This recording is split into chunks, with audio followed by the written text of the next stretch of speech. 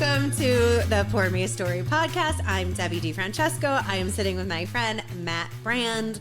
Matt is like this incredible author, VP of engineering, athlete, kind of like you name it, master of all trades, and actually the master of all trades, which is pretty fucking cool. We are not drinking today because honestly, I've been hitting the sauce a little hard. But also I have responsibilities later, and it's 3:00 right now. And I feel like, drunk driving is frowned upon and no one should do that. But also it's 3:00. So I am going to drink this. Okay. I'm addicted to vanilla cream soda, and this has antioxidants and has caffeine in it. And you're drinking vitamin water. I'm drinking some water. Or Smart Water. Isn't that Right. Jennifer Aniston's company? I have no idea. That's too cool for me to know. I that is very fair. Very fair. I'm supposed to hold it? Yeah, here. Well, cheers. Thank you for being here. Bring the mic to your face. Get comfortable. As you know, I cannot sit still, so I am wearing what my kids lovingly refer to as like my mermaid shoes, and I'm like a little distracted by them. Well, I almost wore those, and had I done that, it would have been really awkward. So embarrassing. It would have been a really awkward way to start this. Right? Really. But I am very glad you didn't. I mean, then we could have had the whole who wore it better. Well, it would have been me, which would have been extra awkward for you. But, yeah, that actually would have been really awkward. 'Cause Yeah. I'm very weirdly proud of them. Yeah. They're great shoes. I don't have the ankle strength to pull those off, which is why I don't do it. I have some severe ankle strength. I've worn heels. I've been obsessed with high heels. Yeah. Pretty much since I tried on my grandmother's when I was like 8. We'd go to her house and she'd have like these, closets full of heels, and I'd clog along in them. And Never been much of a heels guy.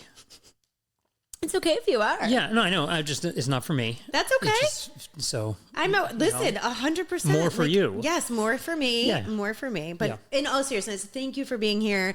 I am excited to have you on here because I'm still getting to know you. Like, I've met you within the last year. Yes. And when I found out some of the cool stuff that you've been doing, I was like, oh my God, I have a podcast for you. Like, I've written 2 books with a third on the way that was just delivered. Just delivered. You could hold it up, whore it out. Oh, yeah. I mean, we don't make it a habit of staring right at the camera, but in this case, Matt is holding up his new book. Is that my camera? Oh, no. Oh, camera yeah. 2. That's the camera. That's the book right there. His book is called Welcome to Camp. Yes, Welcome to Camp. And it's so funny because we'll jump into this, but I went to overnight camp. I feel like it's like a Jewish rite of passage, and I was from Chicago area, so I went in like the Midwest and whatever. And then I married a goy, a non-Jew. Mm-hmm. And when I started talking about wanting my kids to go to camp, he's like, I don't get it. He's like, what's the obsession with overnight camp and Jews in particular? And I mean, in general, he doesn't know what he doesn't know. He was not exposed to it.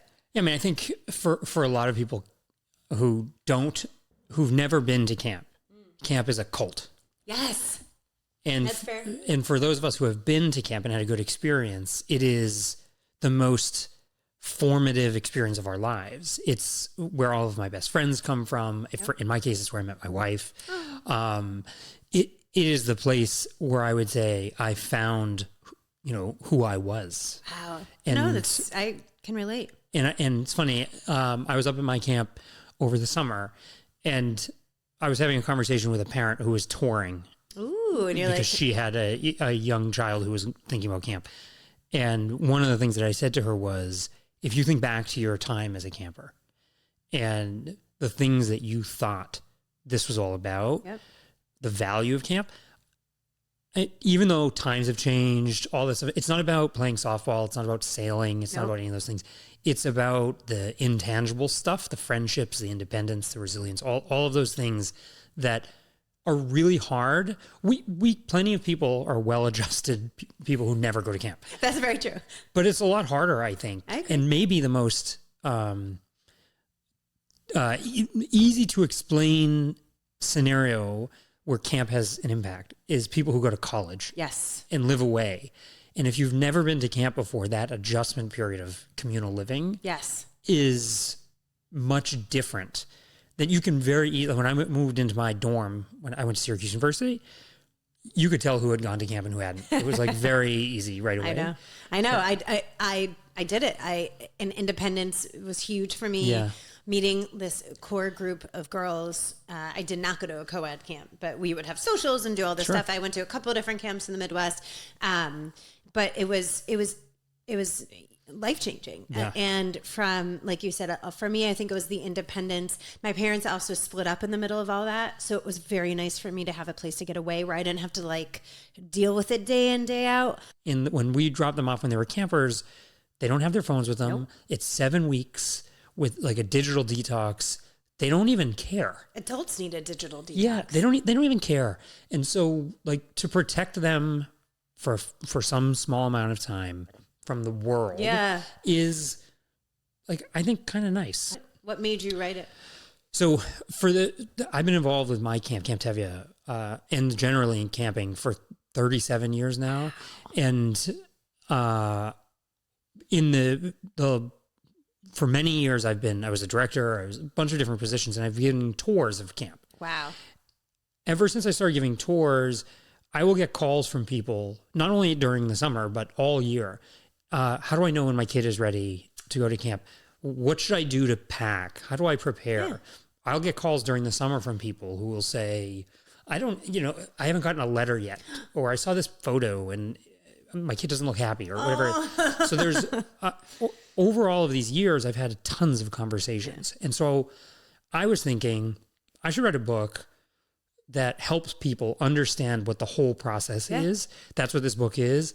It is part guide. Okay. And mixed in, because I think guides can be boring sometimes, I mix in personal stories. Oh, I love that. Some of them funny, some of them less funny, but the hope is that people can sort of start from anywhere in the book, but like go cover to cover and learn about the whole process, finding the right camp. Cool. Like I said, as somebody who went and has such fond memories, and listen, I switched camps. My first camp wasn't for me, and I don't think I realized it. Like I said, that one was a little bit more rustic. You know, I'm what is it, Harry and Sally? I'm high maintenance, but I think I'm low maintenance. Right. Okay, I'm just fucking high maintenance. It's the worst kind of maintenance. It's the worst kind of maintenance. Yes. You're the worst kind. Yep. But I found a place that had everything from gymnastics to cooking to water skiing, and all the shit in between, without having to be a little too rustic, and decent showers, because that was important to me. But you've written 2 other books. Yes. And okay, first of all, how the fuck do you have the time? Because you're also a VP of engineering. I am. You know, it's not like you're just like sitting writing books. Like you have a father, husband. I said wife. You know, whatever. Depends on the day. That's it. You have all these other responsibilities and things, Yes. and these are more than just passion projects, because they take time. Yeah. Yeah. I think so. My therapist and I have talked about this. My brain works a little differently than I think people are. And this isn't any sort of brag or anything. No. My brain works, I think, a little differently than people are usually are used to or comfortable with. Okay. In that I do a lot of introspection, a lot of thinking. So a lot of what you see in the book is the tip of the iceberg. Oh. Meaning I have spent a lot of time thinking about it. But when it comes time to actually put my fingers on the keyboard, I've already sort of mostly written what I'm going to write. It's just about, so I write software in the same way. That's really cool. And so anytime I am driving someplace or I'm exercising or I'm doing whatever, I'm thinking about the various projects. And then it comes out when it comes out. So when I was writing I understand that too. I used to write, to go back, I started writing a blog for my kids when my wife was pregnant the first time. Wow. And I started doing that because I'm a nerd. Well, and it takes one to know one. That's right, and fine. And when she got pregnant with our first daughter, I wanted to research. Yeah. And every book that I found, Jenny McCarthy's book, with the exception of Dr. Harvey Karp's Happiest Baby on the Block, every single book was written by women for women. Yes.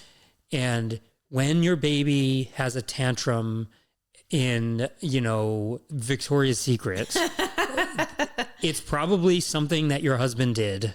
It's like every book had that tone. Yeah, that sucks. And I found it to be, I read them because that was all there was. Of course. And I thought, I wish there was a community for dads. Yeah. Or you're also it's bullshit. My wife just had a baby. She's not fucking shopping at Victoria's Secret Right. either. It's totally unrealistic. Totally unrealistic. I'm going to push up these giant that's not tatas gonna that are happen. going to ruin. Yeah. Ridiculous. Yes, stupid. So I decided I was going to create, the original idea was like, I'm going to create this community for dads. Nice. And in the form of like a blog where people could write their experiences. And then I decided, screw the community. I'm just going to do my own writing. Mm-hmm. And I started writing periodically, anything that was cute or I thought was fun, potty training, sleep training, all of these things. And so I was writing quite frequently for years. And then my daughters started getting older, and the things that I could write about without violating their privacy. I was just going to say, I sort of started feeling like I can't write about some of these things. Because they're going to be mad. They're going to be mad, and it's not my story to tell, and everybody thinks it's cute, some of these things. And so, when they were younger, I wrote about talking about death and some serious things too, but nothing that I thought would violate them from a privacy perspective. So I started having fewer and fewer things to write about. Oh, that sucks. And then I decided, a while ago now, I said, I think I have to stop writing the blog because it doesn't. If I can write like once a year, it's not worth it. Yeah, no. That's so I had simultaneously been trying to figure out how to write a book because I had always wanted to I want to learn how to construct a book. Fiction, I like reading fiction, but I don't think that's me. So the two ideas sort of started coming together. I'm like, well, how do I end the blog? Yep. Well, the way I end the blog is to you stop paying Squarespace. You stop paying Squarespace, and I write like a culmination of the first 15 years of being a parent. Okay. So the first book is that. Oh, it's love like that. the first 15 years of What was the first book? What's the It's called title? Nature and Nurture. Okay. A Journey Through the Fog of Parenting. Yes, and fog is a key word in there, and I want to come back to It is, that. yeah, for Because sure. It's a fucking fog. It is definitely a fog, and the picture on the cover is a picture of my kids at the Animal Kingdom in Disney, and they're walking through this like fog, and I just thought, it's a picture I took, and I just think it was fun. So that's the first book. But what they don't tell you when you start writing is that you're going to want to write more. Mm-hmm. And so you get the bug. I understand. And I would say 75-80% of the way through writing that book, I started thinking about new ideas. And I had these two ideas for books, and I didn't know what to do first. Okay. Now I've completed the trilogy. I was just going to say. So I chose the second book, The Paradox of Fine, and I wrote that next. Yeah. And now Welcome to Camp. So all three ideas have now been written. And it's funny, you and I share I hate the word passion because I don't know, passion. The word passion to me feels trite. Enthusiasm, I'd say, as I'm looking at my treadmill and my weights and my bike and all. I wish I could fit a rower in here. And I mean, you could. I know. It just, fuck. Yeah. But for exercise, and the Paradox of Fine ties your journey with just getting healthier. Yes. From a, not a fat, thin thing, but just a emotional, like a makeover for your mind and your body. Yes. And so what was there something that prompted you to get there? Yeah. So I was always thin, quote unquote thin, or I should say better. I was never clinically overweight, never particularly strong or toned or anything like that. But I was, fine by all people's accounts or by most people's standards. And I had a super fast metabolism. Oh God, shut up! I know, right? Terrible first world problems. Wonderful metabolism. So as a result of that, and there are a number of other factors that are like weird. I'm a super taster. All these things. You're a super taster? Oh yeah, it's not convenient. So wait, explain what that means. Super taster. I know what you mean, but explain what you mean. A super taster. I don't know what the percentage is, but there are some people who have basically twice as many active taste buds. Wow. And which is, you would think would be great, is not. It is the reason why I don't drink any alcohol. I don't like the taste of alcohol. I don't like to drink any hot liquids. So I don't drink any coffee or tea or soup or anything like that. So you're uncaffeinated? at the moment. I used to drink a ton of soda. That's part of it. That's part of the thing. But I don't. Okay. But I don't love a lot of vegetables, like green things. If you Google Super Taster, you'll see. You'll see all that. I bet green peppers taste like shit. Ugh. And look, I don't want to yuck anybody's yum, but those things are disgusting. Disgusting. And so I had kale in a salad yesterday, and because I'm trying to force myself to eat a little healthier when it comes to that kind of stuff. So, so I had this fast metabolism and the Super Taster thing. So I ate a lot of like junk food. I had a lot of McDonald's, I drank Coke, like. It was Coca-Cola. Yep. Like that was my primary drink. Wow. And never was a problem. My annual blood work was always good. Everything was fine. Nice. Until I turned like 44. Jeez. How old are you now? Is that okay? Yeah, it's totally fine. I am 48. Okay. Same. Yes. Same. So got it. We both look like amazing. We combine ourselves to be 48. Yes. Yeah. So I was just thinking that's it. So I went for my annual checkup that year, and my cholesterol my triglycerides were 1100. Oh, fuck. Or around there. So it is, which I think. I forget, what's the top? 150. Yeah. It's like, I was like clinically dead. Yeah. I was like, you're like 10 times. Holy. Yeah. God. It was bad. So my doctor called me, and knowing that I have an engineering mind, I have a lot of obsessive compulsive tendencies. She knows me well, and basically said, let's try some like life change things before we try any statins or any medication. And so from that day... That's cool that she did that. Yeah. July 21st, 2021. Okay. From that day, I have not had a soda. Wow. I don't really eat fast food a whole lot. Never McDonald's or anything like that. I started doing intermittent fasting. I started doing a lot of different things. And then also started exercising, which... Had you exercised before? Sometimes, a bit. I never loved it. And I played sports when I was younger, but I didn't stick with anything.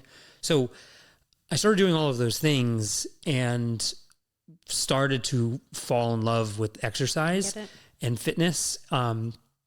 Now, spoiler alert, you still have to read the book. I'm healthy, physically healthy, but along that journey, I learned so much about myself and discovered that I was dealing with a lot of confidence issues, some stuff beyond physical stuff, body image things. Thank God. Oh God, much better. I realized that I had been dealing my whole life with some body image things and a lot of sort of mental struggles that I had never really contemplated prior to this. And it's so funny because, like you said, as somebody who was never like a heavier kid, right? I feel like, and especially, and I really want to thank you for talking about this, particularly as a man, because I feel like, I went to school for food science, human nutrition, and part of the nutrition was talking about body and bulimia and anorexia and just disordered eating in general. And I'm not saying that's what you have, but I'm saying 97% of our examples were women. You know, were women. When I picture what's her face, Callista Flockhart. Yep. Remember that awful like made-for-TV movie where she was like puking, hiding her bulimia by puking in jars and storing in her closet, like some of the worst things you've ever seen. But then on occasion, you would see a man or somebody who is going through this and being like, I don't like who I am in this body, and it's, I feel like most men would be like, dude, get the fuck over yourself. Well, that's just exactly do something. it. People don't talk about it. And the definition of man has there are these connotations about what a man, you got to be big muscles, man. Bullshit. And obviously that is not everybody. And I think there are quite a few, and I sort of say this in the book. This isn't like, I didn't say it exactly. It's not like a dick size comparison. Plenty of people have challenges. Yeah, of course. And no one is comparing anybody to anybody else when it comes to this. We all have things that we struggle with. And for me, I grew up, nobody did anything wrong. Right. And I'm pretty clear about this when I grew up, I was tiny. Yeah. And so I'm 6'1" now, but I was the shortest one for a long time. When did you? Senior year of high school, I grew like 9 inches, 10 inches. Wow. Which is not great for my ankles, why I can't wear those heels. But I took them off. You can try them I can try. So we'll do that at the end. But because I was so small, I was actually short. Right. And skinny.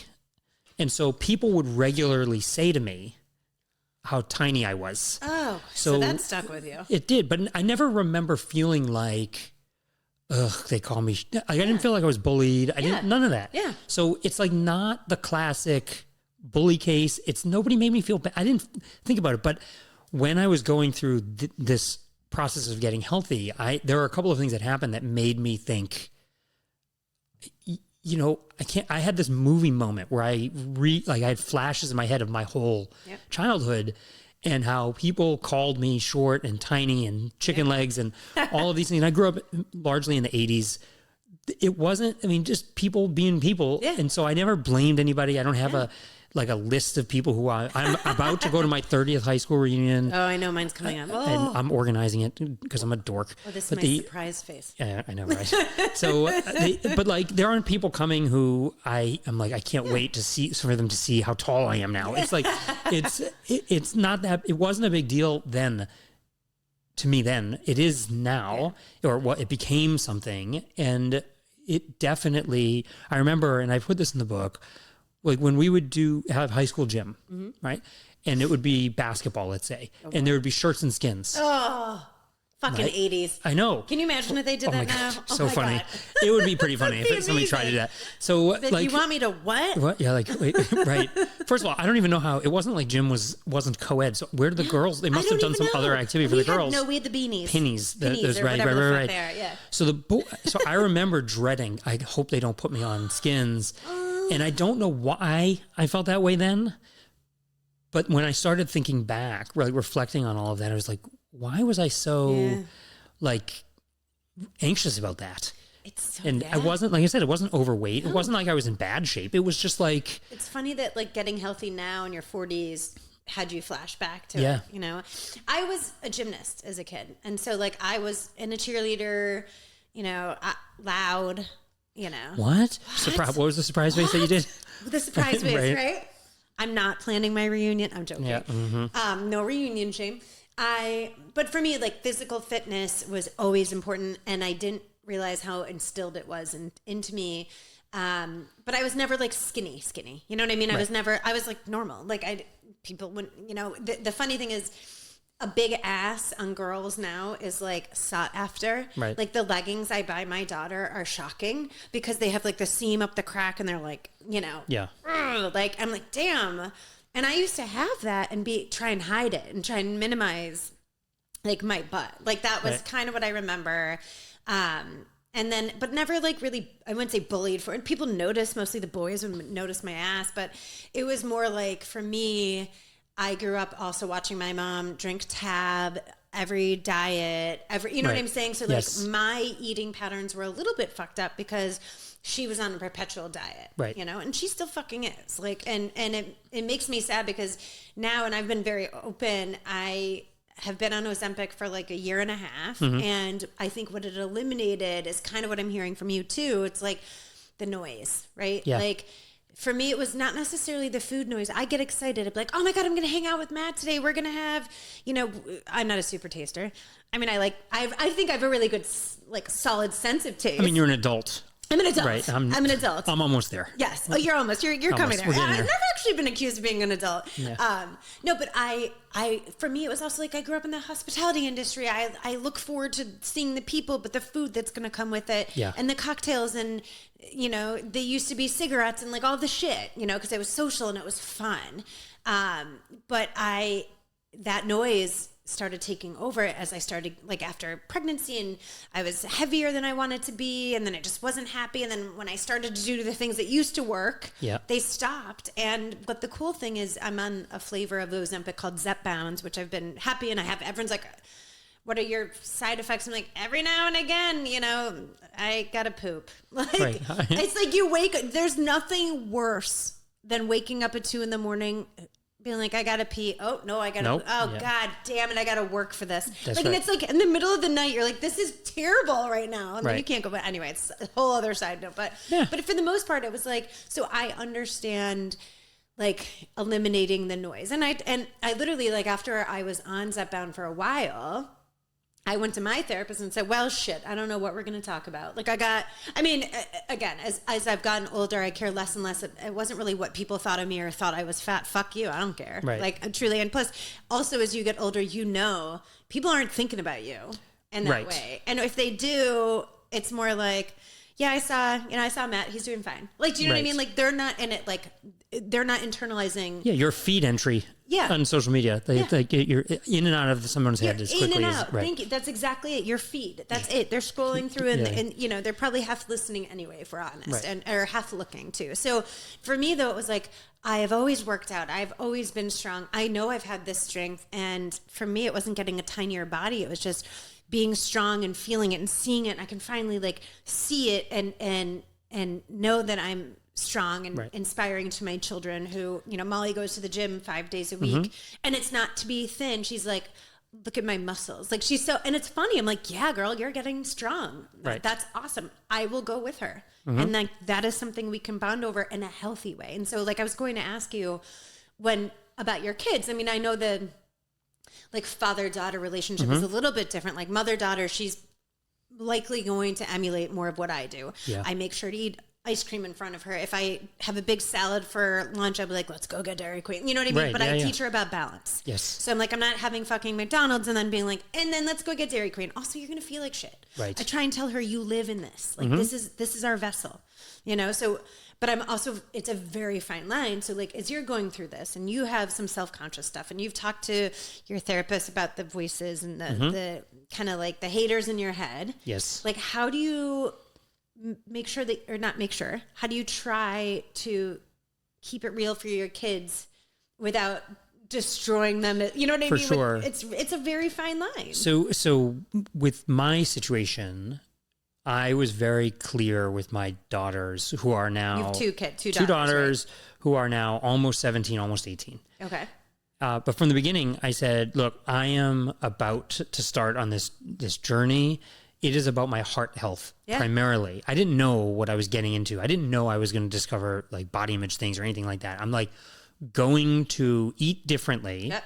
I'm not drinking soda anymore. Okay. I drink water almost exclusively. And I'm assuming too, that was caffeine. Like what do you notice most? Did you even feel different? I think that there is some amount, it's hard to, some psychosomatic stuff that is like, because of the intermittent fasting, I lost a lot of weight very quickly because I was doing between 8 p.m. and noon, not eating. God. But what I was doing was like essentially eating 1/3 less every day. Okay. Which is not healthy. I was going to say, I'm like, wow, but okay. So I lost what I would say for too much weight for myself. So I had to learn. 6'1" too. It's right. I wasn't overweight. Right. But I had to learn how to eat more in the time frame. But I had said to my daughters, I'm going to change some of my habits. It's not because I'm trying to look a particular way. It's at the time, like, it's not because I'm not happy with my body. No. I don't think, I actually am always been happy with my body, but it's a different thing for me.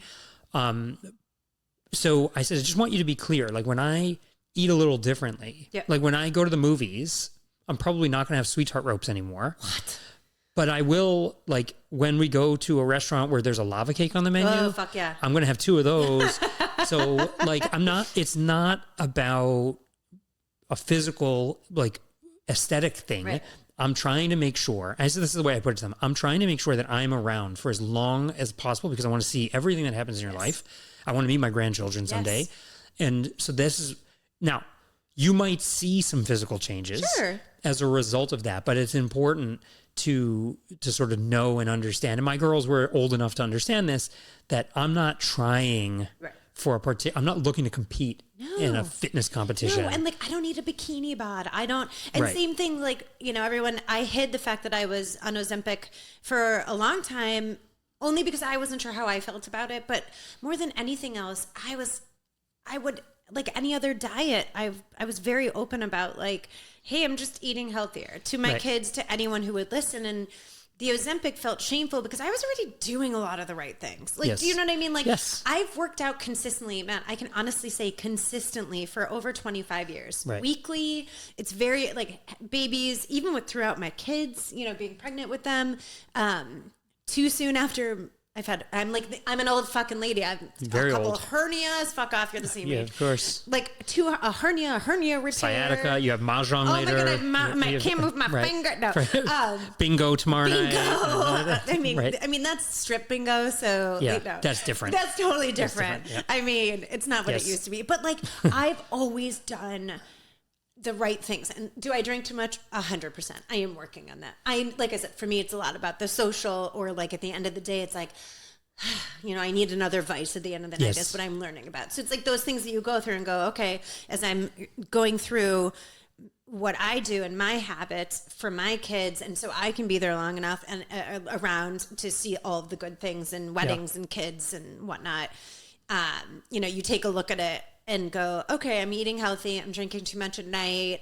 You're doing those things. And I share that with my kids too. Yeah. And be like, okay, I know that this is what I'm going to do to be healthier.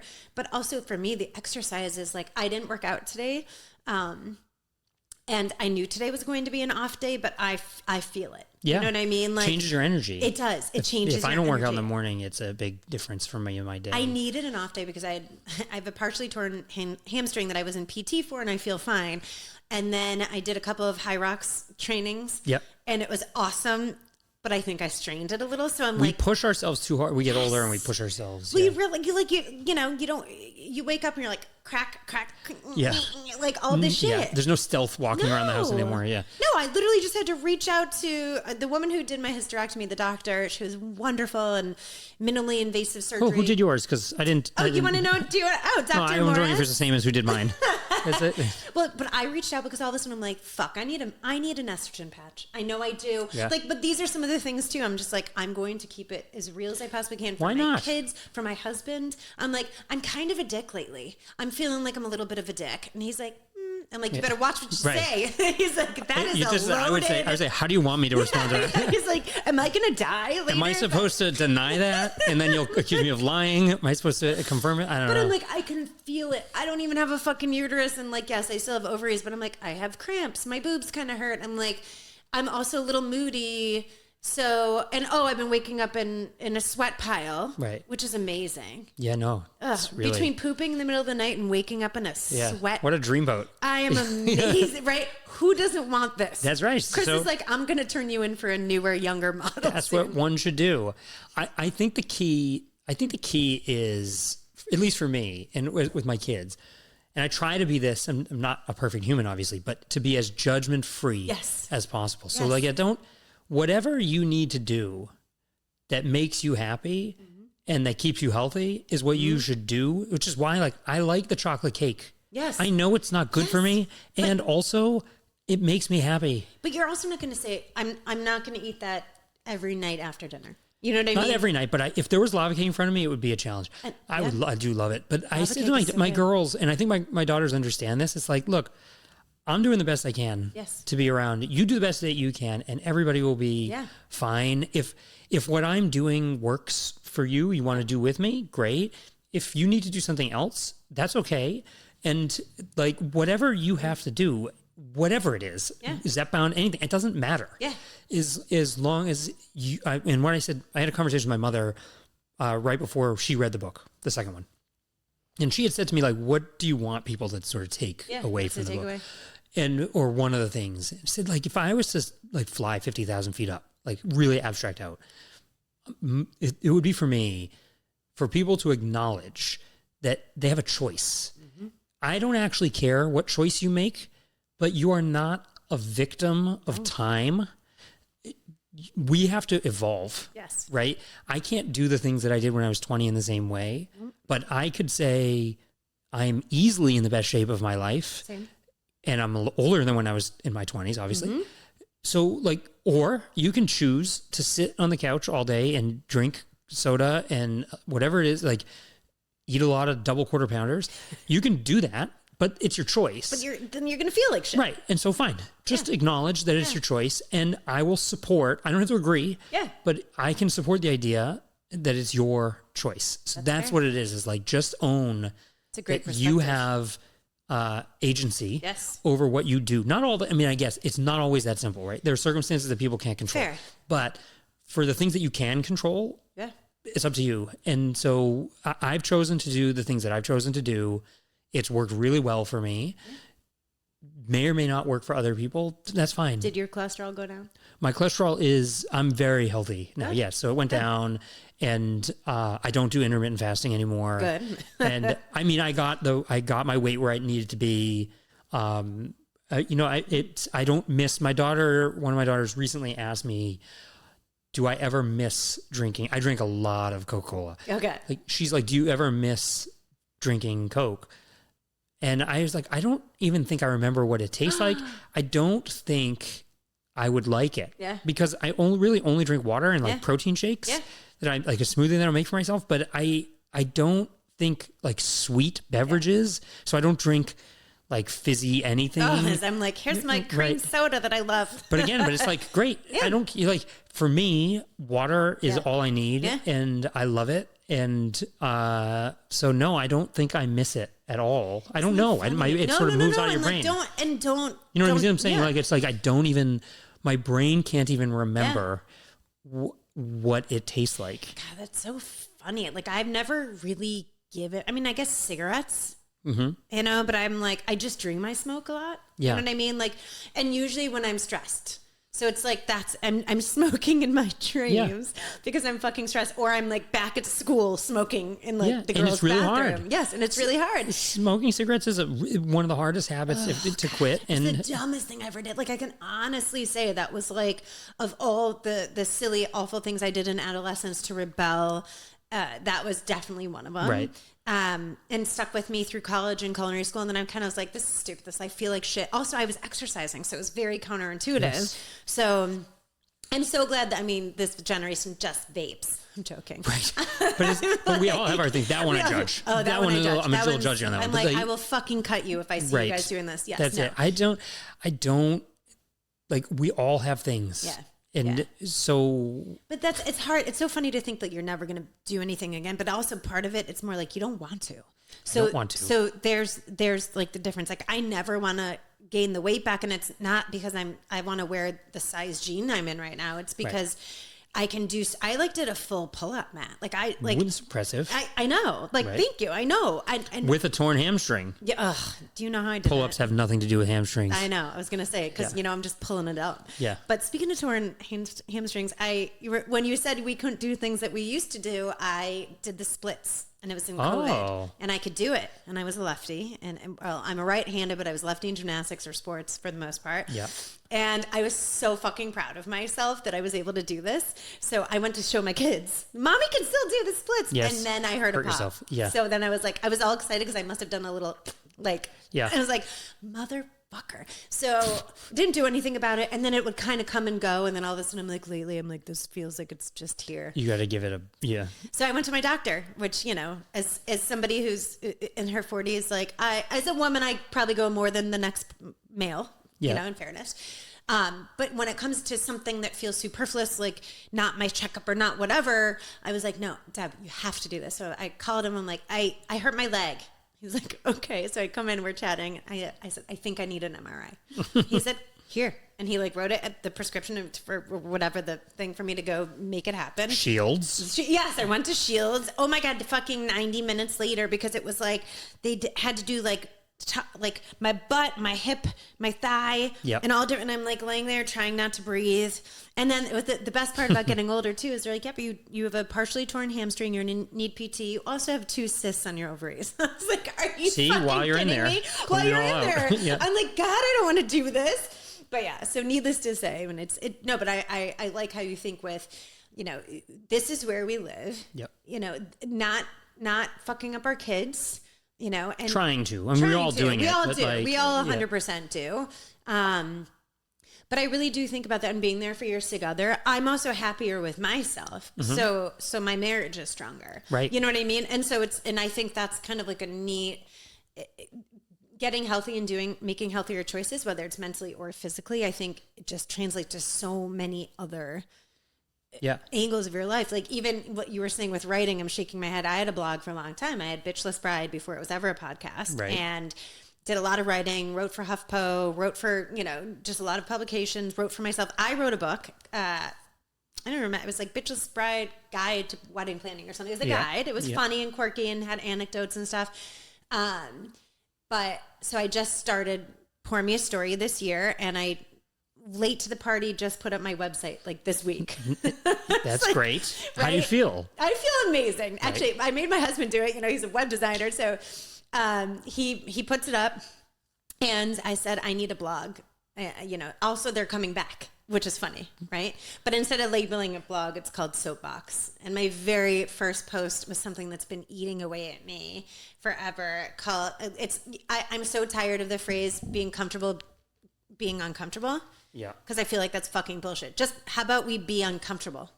How about it's okay that like you're training for a 5K and you're running faster and you're uncomfortable, fucking deal with it. Right. I'm having a hard conversation with you as my friend for a million years. You did a thing I didn't like.